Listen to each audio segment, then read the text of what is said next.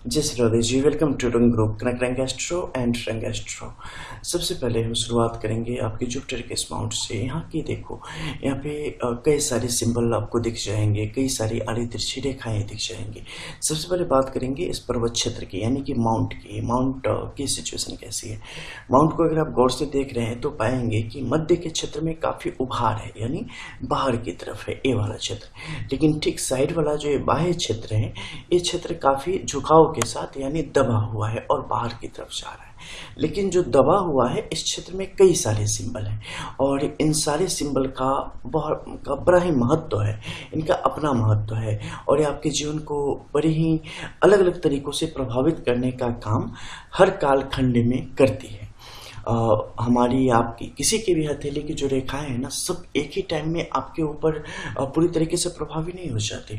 सबका अपना समय होता है, एक खास समय से लेकर खास समय तक उसका प्रभाव आपके जीवन में देखने को मिलता है। लेकिन जो ये माउंट है इसका प्रभाव व्यक्ति के जीवन पर हमेशा बना रहता है। अब देखो, जो ये ऊपरी क्षेत्र है जो कि काफ़ी उभार के साथ यहाँ पर उपस्थित है, यहाँ पर कुछ सुंदर सिंबल की स्थिति बनी है। जैसे आभा के रूप में एक छोटे से क्रॉस की स्थिति बनी है, जिसे आप काफ़ी बेहतर मान सकते हैं, जो कि जातक के जीवन में अमंगलों को दूर करने का कार्य यहाँ पर करता है। इसके अलावा बाहरी स्तर पर अगर देखें ऊपरी बाह्य क्षेत्र में, तो यहाँ पर कुछ खड़ी रेखाएं आपको देखने को मिल सकती हैं, जो कि जातक के जीवन में बढ़ती उम्र के बाद आने वाली महत्वाकांक्षाओं को दर्शाने का काम करती है। यानी कि उस उम्र में जातक के अंदर जो कुछ खास पाने की ललक होगी उसे दिखाने का काम करेगी। लेकिन जो सबसे बड़ी कहानी है वो है बाह्य क्षेत्र में। इसमें क्या है, अगर आप देखेंगे तो एक आभा की तरह कुछ रेखाएं आ रही हैं और यहाँ पर त्रिकोण की जैसी स्थिति बनाने का काम कर रही है।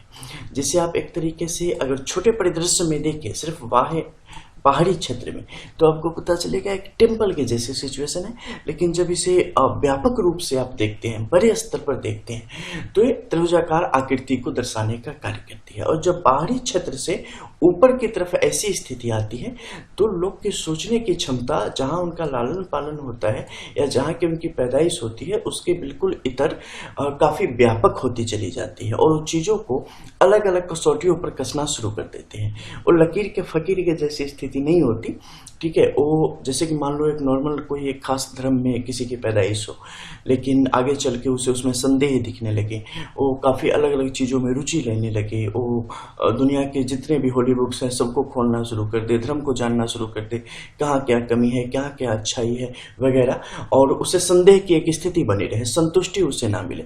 तो ऐसी स्थिति को दर्शाता है जातक के जीवन के हर एक क्षेत्र में। यानी कि सामाजिक तौर पर भी जातक जो स्थिति परंपराएं चल रही हैं वो उसके समझ से बाहर होती चली जाती है और उसका अनुसंधान करना शुरू कर देता है। उसका जो नजरिया होता है ये पूरी तरीके से बदलना शुरू कर देता है। इसका नतीजा होगा जातक अपने कार्य क्षेत्र में, यानी कि प्रोफेशनल लाइफ में, फैमिली लाइफ में और इंटरनली जो सोचता है उस लेवल पे हर एक जगह बड़े परिवर्तन के योग बनते हैं। लेकिन जो रेखाओं की स्थिति आ रही तिरछी, वो जातक के पक्ष में नहीं होती। तो ऐसी स्थिति में क्या होगा कि आप किसी नतीजे पर नहीं पहुंचते और कहीं एक जगह पे उलझ के रह जाते हैं और इसके कारण जो विकास आपका होना चाहिए वो विकास आपका नहीं हो पाता। जस्ट लाइक देखो क्या होता है, आपने कोई पौधा लगाया, ठीक है, और उसके साथ साथ कोई खरपतवार बढ़ना शुरू कर देवे और कुछ दिन के बाद उसे जो आप जल देते हो, उसे जो खाद पानी देते हो, उसका हिस्सा वो भी लेना शुरू कर देगा और कुछ दिन के बाद वो इतना बड़ा हो जाएगा ना कि आपके ऊपर फैल जाएगा और आपका विकास अवरुद्ध कर देगा। इसी तरीके से जो भी टेम्पररी लाइंस, खासकर इनेमी सिंबल्स होते हैं, आर्य तिरछी और अर्धव रेखाएं, वो रेखाएं आपके नुकसान को बढ़ाने का काम करती है, आपके विकास को अवरुद्ध करने का काम करती है। तो जीवन में जब भी कभी सीधे रास्ते चल रहे हो ना और सवाल बहुत ज़्यादा आने लगे और जवाब मिलने बंद हो जाए, तो समझ लो कहीं ना कहीं चीज़ें गलत होनी शुरू हो गई है और आपको कहीं ना कहीं अब अंतर्मुखी होने की ज़रूरत है। आप बहिर्मुखी होते जा रहे हैं, आप बाहर की चीज़ों में उलझते जा रहे हैं और इस कारण ये चीज़ें आपको धीरे धीरे ग्रस्ती खत्म करती चली जाएगी, आपका नामो निशान नहीं रहेगा। तो जब भी ऐसी चीज़ें बढ़े तो समझ जाना हमें अपने डैनो कहा जाता है, जो पक्षी के पंख होते हैं, उसे समेटने का समय आ गया है। उड़ान फिलहाल के लिए काफ़ी हो चुकी है, अब एक जगह कहीं पे आपको रुकना पड़ेगा थोड़ा। तो यहाँ की जो स्थिति है बता रही है कि जातक को किस तरीके से अपने जीवन में, खासकर उसकी उम्र के 28वें से 29वें वर्ष तक काफ़ी तीव्र गति से उलझाने का कार्य करेगी। जातक सही समय से अगर रास्ते पर आता है तो उनके लिए परिस्थितियाँ बदलती चली जाएंगी, और इसका प्रभाव ऐसा है ना कि परिवार की प्रतिष्ठा, माता पिता वगैरह वगैरह हर जगह देखने को मिलता है। अब हम आते हैं आपके सैटर्न के इस माउंट पे। देखो यहाँ पर भी कुछ खास सिंबल्स बने हुए हैं, जैसे कि लेफ्ट पाम है, ये डेस्टिनी को दिखाती है। डेस्टिनी यानी कि जो होके रहेगा, ठीक है। और जब आप राइट हैंड में जाते हैं तो वहाँ से पता चलता है अपने कर्म के आधार पे आपने चीज़ों को किस हद तक बदलने की या और उसे बढ़ाने की कोशिश की है। तो यहाँ की जो स्थिति है इसे जरा गौर से देखना है, क्योंकि यहाँ पर कुछ ऐसे सिंबल है जो कि आपकी हथेली में अमूमन मिल जाएंगे, एक या एक से ज़्यादा की संख्या में।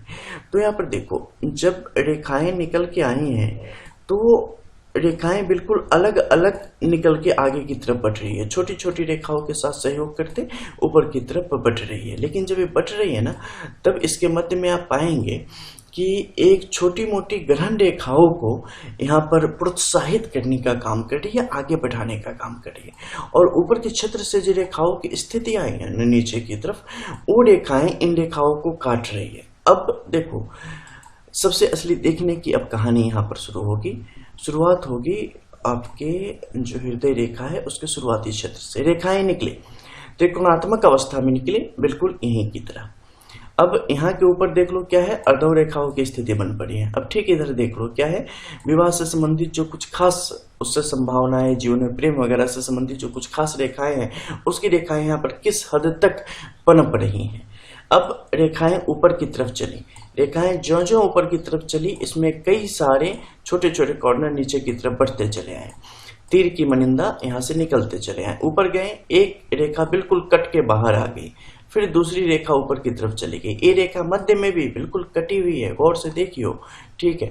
ऊपर गई, ऊपर जाके फिर से कट गई, फिर आगे जाके एक खास रेखा के रूप में इसने गुरु के पर्वत क्षेत्र पे बहुत ही विशाल एंट्री मारी है इसने, ठीक है। ऊपर गई, फिर से कटती चली गई। यानी ये जो है ना, कहीं का ईट कहीं का रोड़ा, भानुमति ने कुनबा जोड़ा, तो ऐसे ही कुनबे जोड़े जा रहे हैं। छोटी छोटी रेखाएं आपस में मिलकर इसे पूरा कर रही है।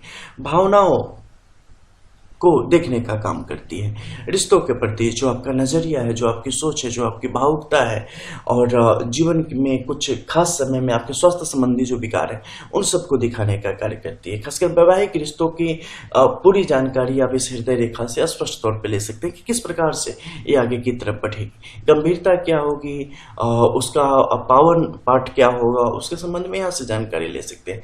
तो ये मुख्य ऐसा क्षेत्र है जो कि आपको काफी कुछ बताएगा, और इसके बाद मंगल के क्षेत्र भी कुछ खास चीजों को बताने में सक्षम है। लेकिन यहां से हम जब चीजों को देखेंगे तो आप पा रहे हैं क्या कि रेखाएं बिल्कुल टूटती हुई आगे बढ़ रही है। ये जितनी ज्यादा टूटेगी ना, व्यक्ति का रिश्तों पर से भरोसा उतना ज्यादा कम से कमतर होता चला जाता है। रिश्तों के प्रति ललक और रिश्तों के प्रति एक चमक जो होती है ना, वो आकर्षण वो बड़ा तीव्र होता है। यानी कि व्यक्ति बहुत जल्दी अट्रैक्ट होता है, आकर्षित होता है चीजों की तरफ, लेकिन बहुत जल्दी उससे मोह भंग होता चला जाता है। उसके साथ एक लंबे टाइम तक बंदा सरवाइव नहीं कर पाता, बंदी सरवाइव नहीं कर पाती। बहुत जल्दी चीजें निराशा में बदलनी शुरू हो जाती है। और फिर यहाँ पे सक्रिय कौन सा होता है, मंगल सक्रिय होता है। बुध पूरी तरीके से जो इनका सहयोग है बंद हो जाता है, चीजें गड़बड़ानी शुरू होती है। मंगल कलह शुरू हो जाता है, गर्मी बढ़नी शुरू हो जाती है। फिर उसके बाद क्या होता है, इज्जत प्रतिष्ठा जैसी जो चीजें हैं, जो एक तरीके से डेकोरम है या बाहरी आवरण है, वो टूटनी शुरू हो जाती है। और फिर फाइनली आता है कौन सा दिन, तुरंत शुरू होने वाले और कभी न खत्म होने वाले शीत युद्ध से शुरू होकर विश्व युद्ध तक पहुंचने वाला एक अनंत संग्राम। तो उसमें कौन कौन महत्वपूर्ण भूमिका निभाता है, इसके लिए जब आप बोध पामने जाते हैं ना, तो चीजें स्पष्ट तौर पे निकल के आती है कि किस तरीके से ये आपके जीवन को प्रभावित करेगी, किस स्तर पर प्रभावित करेंगी। जब आप रेखाओं को देखें तो देखो, एक जैसी हथेली किसी की नहीं होती, एक जैसी रेखा किसी की नहीं होती। तो उसे जब आप व्यापक रूप से उसमें कुछ स्वतंत्रता के साथ उन चीजों का जब आप वर्णन करेंगे तो चीजें इस प्रकार से बहुत ही स्पष्ट तरीके से निकल के आती है। निश्चित तौर पे शब्दों के जाल में बहुत लोग उलझ रहे होंगे कि चीजें बोली क्या जा रही है, लेकिन बस जो 1 मिनट पहले तक बताई गई है उन चीजों पर ज्यादा गौर करें, चीजें स्पष्ट हो जाएंगी। अब यहाँ की रेखाओं का हम वर्णन कर रहे हैं, चूंकि शुरुआती रेखाओं का वर्णन हो गया है। अब यहाँ पर क्या हो रहा है कि ग्रहण योगों के जो रेखाएं हैं उसे बढ़ाने की यहाँ पर संतुति की जा रही है। किसके द्वारा? तो शनि के द्वारा और सूर्य के द्वारा।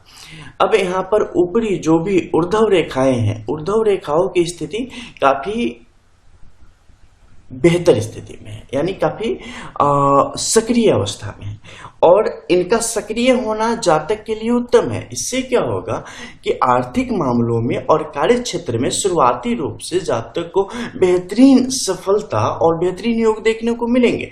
उन्हें लगेंगे चीजें बहुत ही बेहतरीन तरीके से आगे जा रही है, और इसी का नतीजा होगा कि जातक अपने अंतरात्मा में पल रहे कुछ सवालों को, सपनों को और कुछ चीजों को पटल पे लाने की कोशिश करना शुरू कर देता है। उसके बाद उसे लगता है कि हम अपने जीवन में कहीं और सेटल हैं, हम अपनी चीजों को अब उठा सकते हैं, समाज के प्रति भी हमारा दायित्व है और हमारे सवालों के जवाब भी हमें मिलने चाहिए। इसके अकॉर्डिंग जातक खुलना शुरू हो जाता है, और इसका नतीजा होता है कि चूंकि ये पौधा अभी तक पूरा परिपक्व नहीं हुआ था और हिलना डुलना ज्यादा शुरू कर दिया, कमर टूट जाती है और व्यक्ति नीचे की तरफ गिर जाता है, एक पौधे की तरह।